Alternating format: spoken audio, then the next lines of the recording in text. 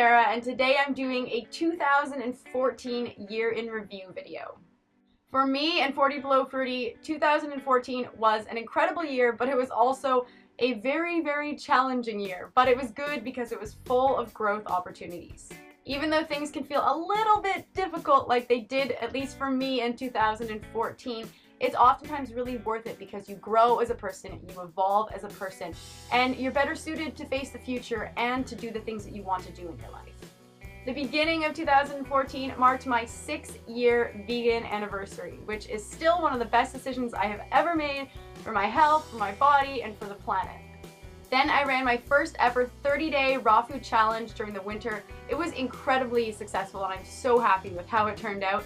I have over 1,600 people in the Fruity Freeze Challenge group. Even though I'm not going to be able to do the challenges this year because I'm just too busy, we do have themed days now. So if you want to join the group and you want to do your own challenge, feel free to join. It's in the links below. Right after I finished my 30-day challenges, I joined B School. And this has been another one of those decisions that was one of the best ones I ever made. I learned so much and I grew so much as a person when I took B School. I graduated, I believe, in April, and it was amazing. Marie Forleo is my mentor, my inspiration, and I take so much value from her channel and the work that she does. After I finished B School, I completely overhauled and revamped a program that I had first launched the year before. I renamed it and called it the Eat Fruit and Feel Sexy program, and this was really big for me. I packed it with as much value as I possibly could. I had about 100 people join the program and it was amazing.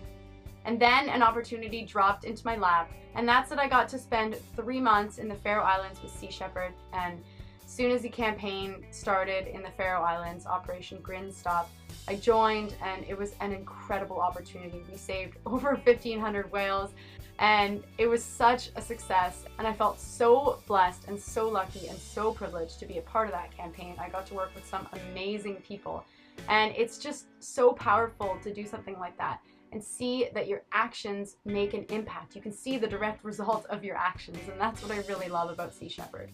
While I was there, I got to meet and work with someone who has inspired me so much, and that's Emily Hunter, and I got to be a part of a documentary that she's doing about the Faroe Islands. And of course, even though this year was completely filled with crazy adventures, we also spent a lot of time at home here in our cabin, walking around, seeing all the wildlife, and just living a simple lifestyle and getting back to the basics here out in the woods. I also got to hang out with a lot of my fruity friends. They came up and visited me here in the cabin, and we hosted our first ever Fruit Luck and had about 15 people come from all over the place. There was people from Japan and Mexico, and it was amazing to share that space here in my home out in the boonies where no one really ever comes to, and to have like-minded people and to eat good food and just celebrate the fruity lifestyle together. On top of the experience in the Faroe Islands, we also got to have another interaction with whales and dolphins this year, and it's this annual kayak trip that we do up North Vancouver Island, and we went with a couple of friends who are also sea shepherds, and we got to spend 4 days out on the water kayaking with orcas and humpbacks and Dall's porpoises. And I have to say that there is nothing like the feeling of being 5 feet from an orca whale as it surfaces right in front of you. They're just so powerful. You have no idea where they're going to go next, what they're going to do next. 2014, my partner Ryan and I also celebrated our 6-year anniversary together. We've been through so much with traveling the world, doing the Sea Shepherd campaigns, living out here in the cabin, and he's still stuck with me even though I'm this crazy fruit girl and we live different lifestyles. And I couldn't ask for anything more.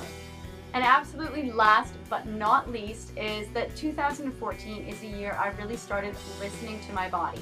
I completely stopped following any dogma from others and really just focused on what my body needed and what my body wanted.